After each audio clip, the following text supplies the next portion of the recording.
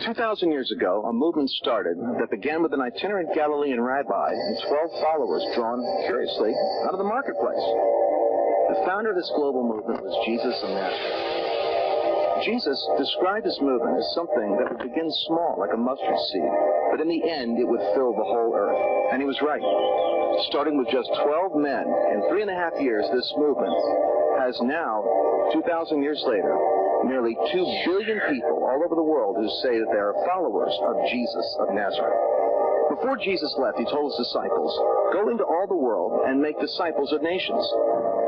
The question for us is this: is it too hard a task to make disciples of nations? Is it even possible? Well, let's take a look at history. In 1848, Karl Marx wrote the Communist Manifesto and gave the world his teaching. Vladimir Lenin was a disciple of Marx, and with his own application of Marx's ideas, the 1917 Bolshevik Revolution provided Lenin his opportunity. And with just 20,000 followers, Lenin began the process that produced what is today Russia and what has been known as the Soviet Union. Somebody else was studying Lenin's experiment in discipling nations, and his name was Mao Zedong. Mao came to power in 1935, and applying his own version of Marxist-Leninism, Mao discipled that vast emerging economic power we now today know as China. Now, there are other belief systems that have discipled nations and are having a powerful influence on the globe right now. Islam, for instance, began as a religion 600 years after Christ, and yet Muslims now number approximately 1.5 billion people. That's roughly 1/5 of the world population is dedicated to Islam. And Islam is practicing their faith in such a way that they intend to and hope to provide Sharia law. That would be the law of their holy book applied to every institution and culture. In other words, their goal is to disciple nations. And I'm not saying that these are models of how Jesus intended nations to become disciples, but I am saying that it isn't unreasonable to suggest that nations can indeed be discipled. So what are the ground rules for shaping a nation? What are the rules for forming and solidifying culture? The Gospel of Luke gives us an interesting insight into the behind-the-scenes drama of what really is going on. In Luke chapter 4, Jesus is taken into the wilderness before his ministry, and Satan makes a peculiar offer. He offers him all the kingdoms of the world in a moment of time. He shows him the power of those kingdoms and their glory, and explains that all of this has been given to me, and I give it to whom I will. In that moment, Jesus was offered the world in exchange for worship. But Jesus would not worship the devil. He said, "Thou shalt worship the Lord thy God, and him only shalt thou serve, because what you bow to on the way up the mountain will control you at the top." And Jesus wasn't going to yield himself to the control of the devil. But that tells us something. It tells us that world powers, world kingdoms, actually have individuals who Satan is interested in promoting, and probably individuals who Satan is interested in frustrating, because those kingdoms are under the influence of the enemy, and they can become under the influence of the Lord Jesus Christ. What are kings? Kings are decision makers. They're influence shapers. They have the power to leverage resources at the top of those mountains or kingdoms. You see, there are 7 primary world kingdoms or mind molders that mold the minds of nations. They are religion, family, education, government, media, arts, and business.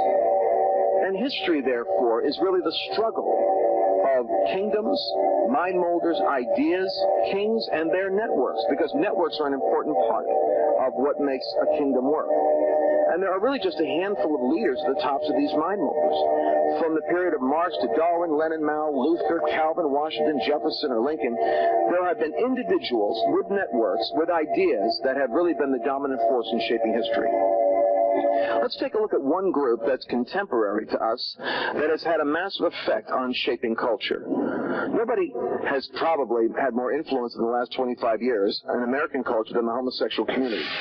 In a lot of ways, the church has done a terrible job of representing the message of Christ to this group. But just the same, in the United States, only 3% of the population will be comprised of the gay community.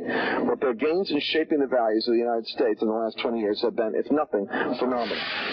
At what point did this primitive, powerful message of the gospel stop shaping nations? Well, we could probably say that somewhere something split. Maybe it was around the 1930s in the United States, but suddenly The gospel of salvation, focusing on heaven rather than earth, spiritual things rather than natural, and eternal things rather than temporal, began to become the norm. We focus more on souls and individual salvation than cities and their transformation. And the sacred was clearly separated from the secular as Hollywood and Harvard and the high places of Washington became synonymous with Babylon.